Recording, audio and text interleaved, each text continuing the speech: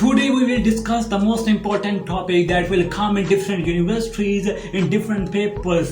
This topic is considered unexpectedly in our paper. That's why I am considered too important to it. इससे कबल आपने हमारे पहले videos अभी तक नहीं देखे तो काइंडली पीछे जाकर वो हमारे वीडियोस जो कि हमने डिफरेंट टॉपिक्स के ऊपर कॉनिकल पेंडुलम, रोटर्स, उसके बाद divergence theorem, Stokes theorem and बहुत सारे टॉपिक्स जो हैं वो आप कवर कर चुके हैं, वो भी आप देख सकते हैं। होपफुली आप इसको एंजॉय करेंगे। ये भी टॉपिक जो है ये डिफरेंट वे से पूछा जा सकता है और जिस तरीके से हमसे ये पूछा गया था मैं भी आपको उसी तरीके से मैंने आपको बताऊंगा इंशाल्लाह। होपफुली आप इसको फुल एंजॉय करेंगे और फुल इसको एंड तक वीडियो को देखिएगा, स्किप मत करिएगा। जहाँ कहीं भी आप जब स्किप करते हैं वीडियो को तो वहाँ से आपके मतलब आपको नहीं समझ आती तो फिर बाद में आप ये कहते हैं कि समझ नहीं आई। तो आप ये कोशिश करेंगे जैसे जैसे मैं साथ साथ आपको करवाता चल जाऊँगा, आप अपने पेंसिल के साथ नोट करते जाएँ ताकि आपको आसानी से समझ आ सके। अगर नोट नहीं करना तो स्क्रीनशॉट लेते चले जाएँ। And hopefully now we will start our topic. This topic is known as just explain direction of cosines of vector. और इसको दूसरे तरीके से पूछा जा सकता है कि आप सिर्फ प्रूफ करें l square m square plus n square is equal to 1। अब आपको मैं बताता हूं डायरेक्शन ऑफ कोसाइन। कोसाइंस को ज़हन में रख लीजिएगा, मैं आपको आते साथ ये बता रहा हूं कोसाइन का मतलब कॉज। कॉज इसकी शॉर्ट फॉर्म है और बेसिकली कॉज को क्या कहते हैं, कोसाइंस कहते हैं। ये बहुत ही बात जो थी आपको हैंड पे मैं बताऊंगा, आपको वाकई कहेंगे ये बात आपने सबसे पहले जो बताई बहुत ही इंपॉर्टेंट है। कोसाइन का मतलब कॉज। इसको दूसरे तरीके से पूछा जा सकता है sum of square of direction of cosine is equal to unity. How क्या कैसे sum of square of direction of cosine is equal to unity, proof it. इस तरीके से पूछा जा सकता है या सिंपली किया जा सकता है square m square plus n square is equal to 1 या प्रूफ करके। जी हाँ जी, सबसे पहले मैंने आपको बताया था कि किसी भी सवाल को हल करने से पहले उसकी स्टेटमेंट देना बहुत जरूरी होता है क्योंकि इसके 1-2 नंबर पक्के होते हैं। ठीक है, स्टेटमेंट अगर आप ना भी पूछा जाए तो आप बताना जरूरी है। 2 नंबर लेने हैं तो स्टेटमेंट जरूर देनी है। जी हाँ, इसकी स्टेटमेंट से मैं आपकी इसकी फिगर ड्रा करके दिखाऊंगा और आपको इसको बहुत एंजॉय करने वाले हैं। जी हाँ, स्टेटमेंट क्या कहती है, the cosine of the angle. Cosine का मतलब cause of the angle between the vector space. कि कोई मतलब एंगल होंगे किनके दरमियान कोई आपने वेक्टर लेना होगा, उनके दरमियान आपने एंगल्स लेने हैं। एंगल नहीं एंगल्स। एंगल्स हैं तो मतलब ढेर सारे हो सकते हैं, कोई भी एंगल्स ले सकते हैं, अल्फा बीटा गैमा इस तरीके से। ठीक है, चार्ली, ये सारी एंगल्स होते हैं बिटवीन द वेक्टर। आपने वेक्टर के दरमियान में लेने हैं एंड द 3 कोऑर्डिनेट एक्सिस। और आपने 3 कोऑर्डिनेट एक्सिस आपने पढ़े होंगे। ये तो मैं आपको यहाँ से डेफिनेशन जो है मैं स्टार्ट करता हूँ आपको इसके फिगर को ड्रा करने से। यहाँ पर देखो द 3 कोऑर्डिनेट एक्सिस, ये तो आपने पढ़ ही रखे हैं। ये कोऑर्डिनेट एक्सिस तो आपको पता ही है कि कोऑर्डिनेट एक्सिस कौन से होते हैं। ये आपको कोऑर्डिनेट एक्सिस मैं ड्रा करके दिखा रहा हूँ। ये आपने इसी तरीके से जिस तरीके से मैं फिगर बताऊंगा आपने साथ साथ नोट करते आना है। 3 कोऑर्डिनेट एक्सिस कौन से होते थे। ठीक है, ये मैंने 3 कोऑर्डिनेट एक्सिस ड्रा कर लिए, मतलब एक्स वाई जी प्लेन में। ठीक है, आपको पता चलना है बिटवीन द वेक्टर। ये कोऑर्डिनेट एक्सिस किसके दरमियान में होने चाहिए, एक वेक्टर इनके दरमियान, मतलब इन 3 कोऑर्डिनेट एक्सिस के दरमियान आपने कोई वेक्टर ले लेना है। कोई वेक्टर ले लिया, ठीक है, आपने इन कोऑर्डिनेट एक्सिस के दरमियान आपने कोई वेक्टर लिया। मान लो कि मैंने ये वेक्टर ए ले लिया। ठीक है, the cosine of the angles, आपने इस वेक्टर के कुछ न कुछ एंगल्स हैं। वो क्या कह रहे हैं दोस्तों, वो कह रहे हैं कि इनके कोसाइन के वेक्टर के कोसाइन के एंगल्स भी हैं। वो एंगल्स भी हम मैं मान लेता हूं कि वो एंगल्स जो हैं, वो एंगल्स पहला जो है वो अल्फा है और दूसरा एंगल जो है बीटा है। ठीक है, और मान लो कि मैंने तीसरा एंगल जो लेना है वो हमारे पास गैमा है।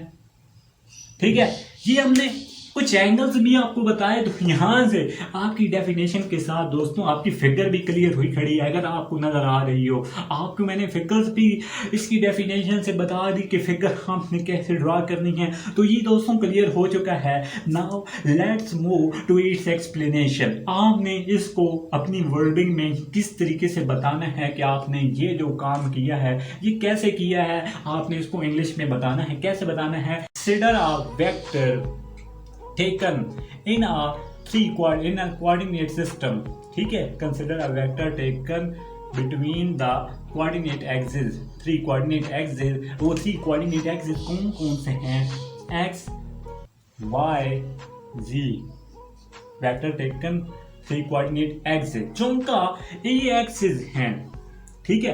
अगर ये एक्सिस हैं 3 कोऑर्डिनेट एक्सिस, वेक्टर के हमने क्या कहा, ये हमने वेक्टर लिया बिटवीन द 3 कोऑर्डिनेट एक्सिस, ठीक है, and which this vector making, this vector, ये वाले वेक्टर जो है a vector, this vector making 3 different angles, 3 different angles कौन कौन से हैं, this vector making 3 different angle, alpha beta and gamma, ये 3 एंगल जो है ये वेक्टर जो है ये बनाता है, ठीक है। अगर ये वेक्टर बनाता है देन आप ये बताओगे,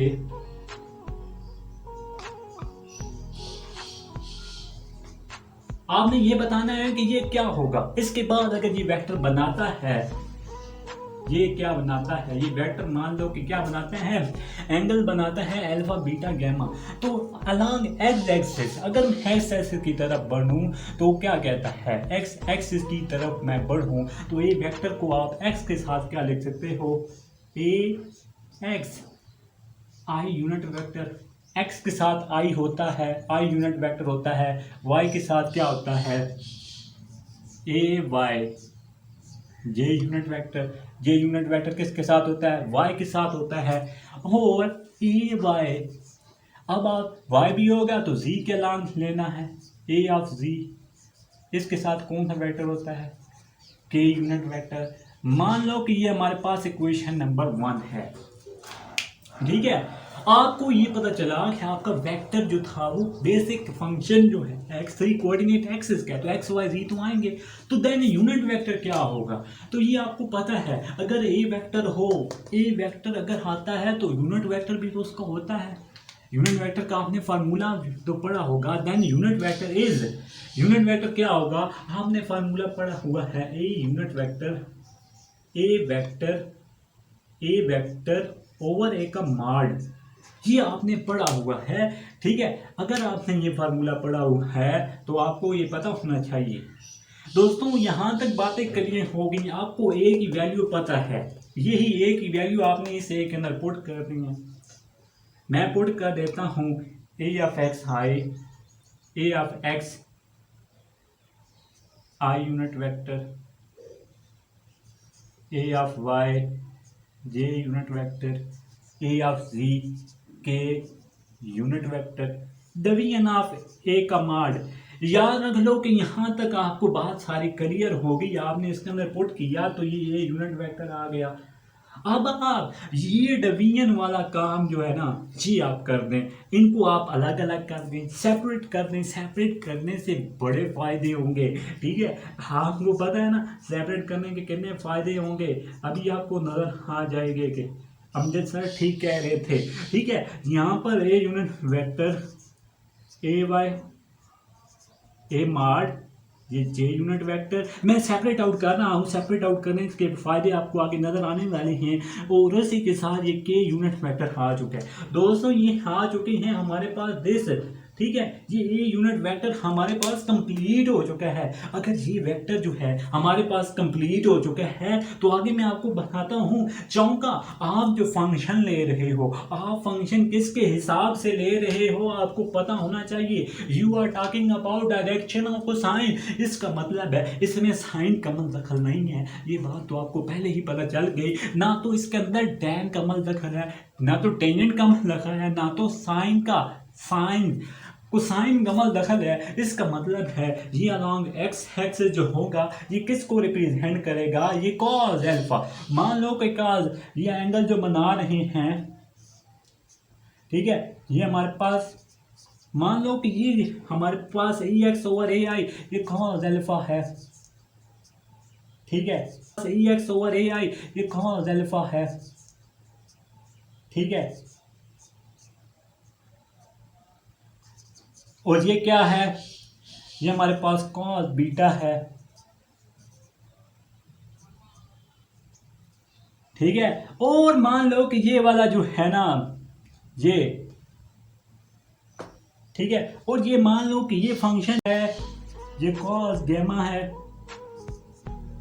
A/A दोस्तों ये हमारे पास इसकी वैल्यूज आ गई। मतलब ये जो था ये बेसिकली कॉस अल्फा है, क्योंकि कॉस अल्फा एक फिक्स एंगल है। ठीक है, कॉस अल्फा जो है हमारे पास एक फिक्स एंगल है।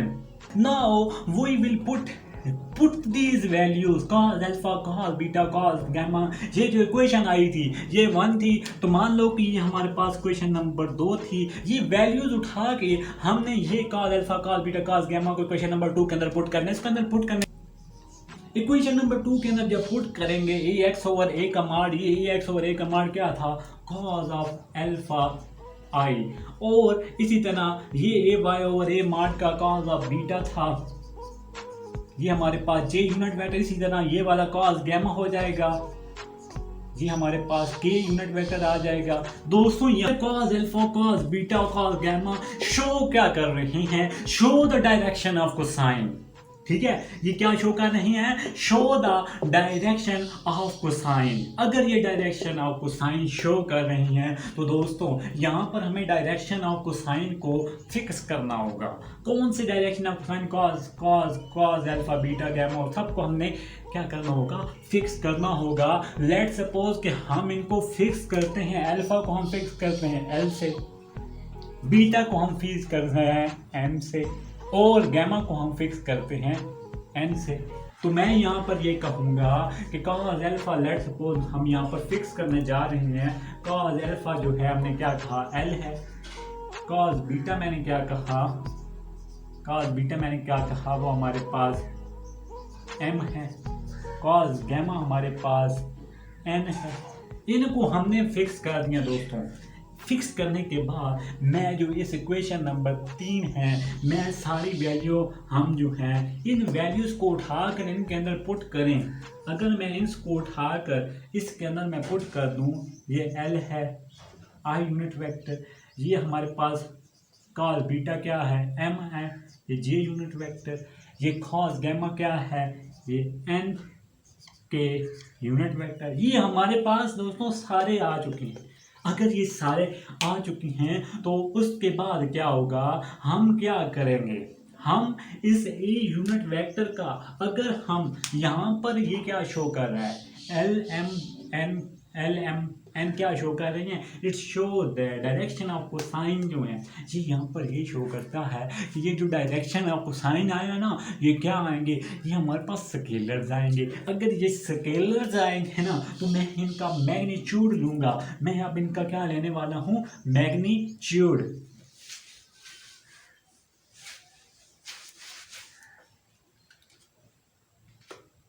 Now we will take the magnitude of A। अगर मैं इसका मैग्नीट्यूड लूँ, A यूनिट वेक्टर का मैग्नीट्यूड, तो इसका भी मैग्नीट्यूड लूँगा तो ये क्या आ जाएगा, L का स्क्वायर प्लस M का स्क्वायर प्लस N का स्क्वायर। और याद रख लो कि ये यूनिट वेक्टर क्या किसके इक्वल है, सिंस ये यूनिट वेक्टर जो है ये हमारे पास 1 है। अगर मैं कहूँ कि ये 1 है तो 1 को इधर मैं पुट कर दूँ तो ये हमारे पास आ जाएगा स्क्वायर रूट ऑफ L का स्क्वायर M का स्क्वायर प्लस N का स्क्वायर, ये इसकी इक्वल आ जाएगा।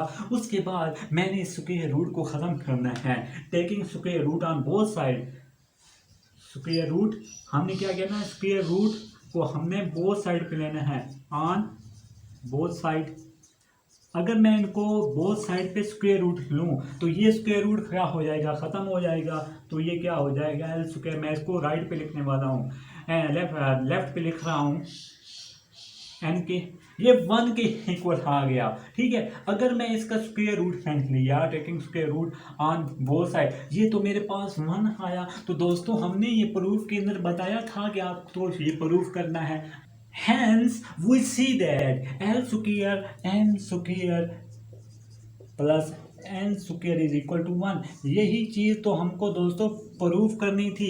ये क्या शो कर रहे हैं, ये हमें ये शो करते हैं, ये this show that sum of square of direction of cosine LMN। ठीक है, sum of square of direction of cosine is equal to 1 को आपने 1 नहीं कहना,